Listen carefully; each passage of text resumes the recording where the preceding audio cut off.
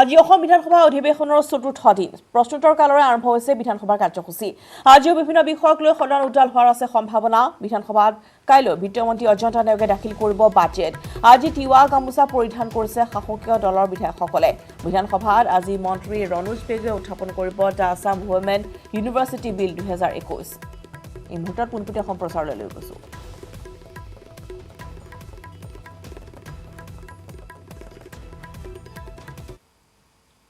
তেতিয়াহ'লে আমি নিজে সংবিধানৰ শপত লোৱাৰ পিছত সংবিধানৰ আইন অনুসৰি কাম কৰিম বুলি শপত লোৱাৰ পিছত সংবিধান আৰু আইন উলংঘা কৰা হ'ব।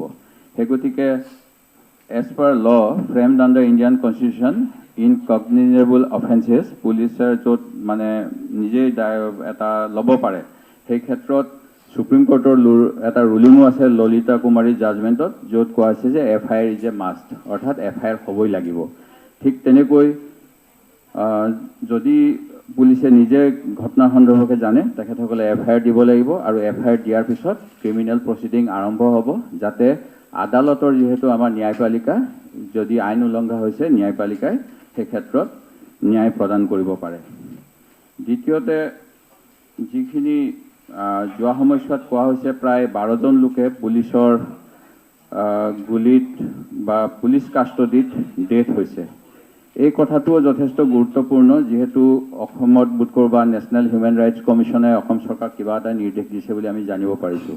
এই নিৰ্দেশ নহ'লেও আমাৰ যিহেতু NSRCৰ গাইডলাইন আছিলে যে following guideline should be followed while conducting the magisterial enquiry in case of custodial death or death in the course of police action. অৰ্থাৎ পুলিচৰ লগত থকা অৱস্থাত যদি কাৰোবাৰ মৃত্যু হয় তেতিয়াহ'লে কি কৰিব লাগে। তাৰ প্ৰথম কথাটো আছে magisterial enquiry be conducted at the earliest without undue delay. এই সন্দৰ্ভত 2টা পৃষ্ঠাৰ নিৰ্দেশনা আছে। তাৰ উপৰিও 2006 আৰু এটা খুব শেহতীয়াকৈ যিজন ইতিমধ্যে অৱসৰ কৰিছে ছেপ্টেম্বৰ 2020ত নেশ্যনেল হিউমেন ৰাইটছ কমিশ্যনৰ অধ্যক্ষই এটা ৰুলিং দি গৈছে যে the inquiry in all cases of custodial death, including natural death or death due to any illness, shall be conducted by a judicial magistrate. Tar logote tekhetokole koise je it required some sort of tinkering to bring it to proper perspective as there was something missing in the judgment. Purbor eta mane tekhethokolor judgment hoke teo সংশোধন কৰিছে যে this required correction. যেহেতু in most of the cases to cover up the store of abuse, the deaths are recorded as natural death or due to illness বা কিবা কিবি। মহোদয়, justice ভেংকটাচালিয়াই যিজন ভাৰতবৰ্ষৰ চিফ জাষ্টিছ আছিল তেখেতেও এটা কথা উল্লেখ কৰিছিল যে যোৱা মাৰ্চৰ 29, 1997ত সকলো ৰাজ্যকে চাৰ্কুলাৰ দিছে কেনেকৈ পুলিচ এক্টত এইখিনি কৰিব লাগে। Death in encounter in a particular case was justified as falling under any one of the two condition. সেইটো হ'বলৈ হ'লে এটা এনকুৱাৰী লাগিবই, কিন্তু অসমৰ ক্ষেত্ৰত এনেকুৱা এনকুৱাৰী কথা আমাক কোৱা নাই। বৰঞ্চ কোৱা হৈছে যে ন' কম্প্ৰমাইজ, ন' FIR, জাষ্ট মানে এইখিনি কথা। এই কথাখিনি যথেষ্ট দুৰ্ভাগ্যজনক, যিহেতু সংবিধান প্ৰণেতাজনেও কৈছিলে যে আম্বেদকাৰ চাহাবে কৈছিলে যদি সংবিধান উলংঘা হয় তেতিয়াহ'লে মই সংবিধানখন জ্বলাই দিবলৈ কুণ্ঠাবোধ নকৰোঁ। আৰু এটা মেগজিম আছে ব্লেক ষ্টনৰ বোধ কৰোঁ যে এজনো নিৰ্দোষীয়ে শাস্তি পাব নালাগে, লাগিলে 10জন দোষীয়ে শাস্তি নোপোৱাকৈ থাকক। আৰু আমাৰ দেশৰ আইনো সেই মেগজিমৰ ওপৰত প্ৰতিষ্ঠিত বুলি কোৰ্টৰ বিভিন্ন ৰুলিঙত অধিবক্তাসকলে উল্লেখ কৰে। সেই গতিকে মই যিটো কথা কৈছিলোঁ যে আমি আৰক্ষীক নিশ্চয় সমৰ্থন কৰিম, কিন্তু যিখিনি আইনৰ গণ্ডিৰ ভিতৰত যে FIR নহ'ব, চাৰ্জশ্বিট নহ'ব, এই কথাবিলাক কেতিয়াও এখন প্ৰতিষ্ঠিত গণতন্ত্ৰৰ প্ৰতিষ্ঠিত সংবিধানৰ দেশত মানি ল'ব নোৱাৰি। যোৱা সময়ছোৱাত 12জন লোকৰ 2 মাহৰ ভিতৰত এনকাউণ্টাৰত মৃত্যু হৈছে আৰু 40 দিনত 30টা এনকাউণ্টাৰ হৈছে। যোৱাকালি এটা অভিযোগ উঠিছে যে হেণ্ডকাফ থকা অৱস্থাতে এনকাউণ্টাৰ হৈছে।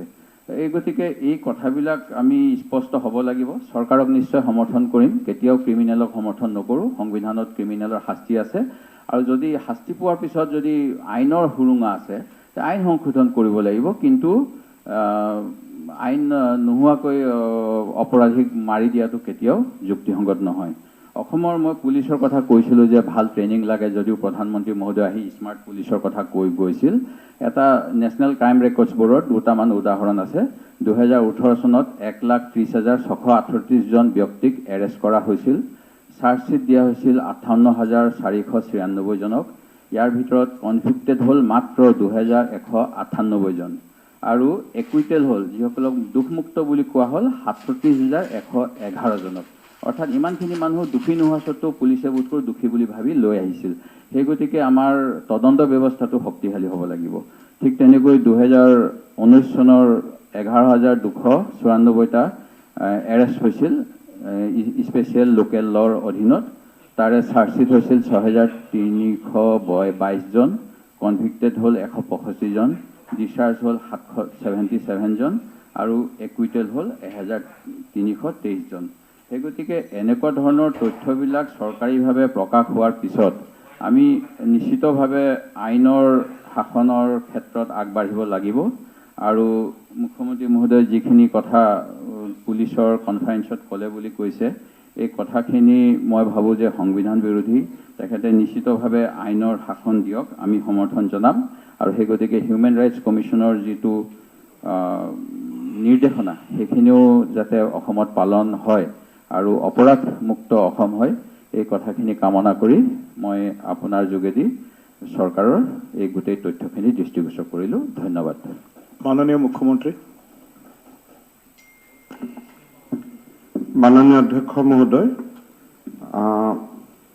অৰ্গেনাইজাৰ বুলি বাতৰি কাকত এখনত 8 জুলাই 2021 চনত zero' tolerance against cow smugglers Assam chief minister এই শীৰ্ষক বাতৰি এটা প্ৰকাশ হোৱা বুলি বিৰোধী দলপতিগৰাকীয়ে সদনত জনাইছে আৰু তাৰ ভিত্তিত তেখেতে শূন্যকালীন ঘণ্টাত এই বিষয়টো মোৰ দৃষ্টি আকৰ্ষণ কৰিছে। অধ্যক্ষ মহোদয়, যিহেতু গোটেই কথাখিনিত কাউ স্মাগলিঙৰ পৰা হিউমেন ৰাইটছ ৰিপৰ্টলৈকে গোটেই কথাখিনি বিৰোধী দলৰ দলপতি ডাঙৰীয়াই দৃষ্টি আকৰ্ষণ কৰিলে, গতিকে মই অকণমান সময়লৈ গোটেইকেইটা ইছ্যুৰ ওপৰত যাতে মানুহৰ মনত কনফিউজন নহয় তাৰ কাৰণে মই গোটেই কথাখিনি ক্লিয়াৰ কৰিব খুজিছোঁ।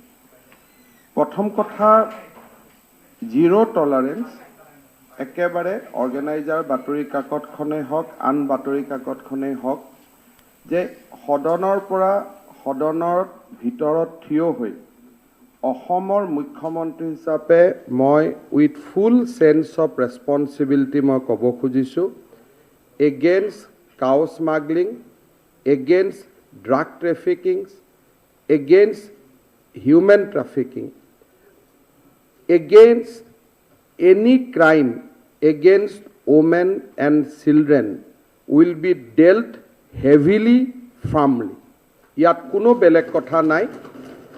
কোনোবা যদি অসমত কোনোবা মানুহ তাৰ ধৰ্ম জাতি যি নহওক কিয় কোনোবাই যদি মোৰ মা ভণ্টিৰ ফালে চাই যদি মোৰ শিশুৰ ওপৰত অত্যাচাৰ কৰে, মোৰ মা বাইদেউ ভণ্টিক যদি অসমৰ বাহিৰত গৈ বিক্ৰী কৰিব খোজে আৰু অসমত যদি গৰুৰ ব্যৱসায় কৰিব খোজে আৰু অসমত যদি ড্ৰাগছ ট্ৰেফিকিং কৰিব খোজে, তেতিয়াহ'লে সেইসকল অপৰাধীয়ে বুজি পাব লাগিব যে দেয়াৰ ইজ এ গভৰ্ণমেণ্ট যাৰ কনফিডেন্স আছে, ৰিজলিউশ্যন আছে, মনত দৃঢ়তা আছে, and will retaliate them heavily without looking at anything.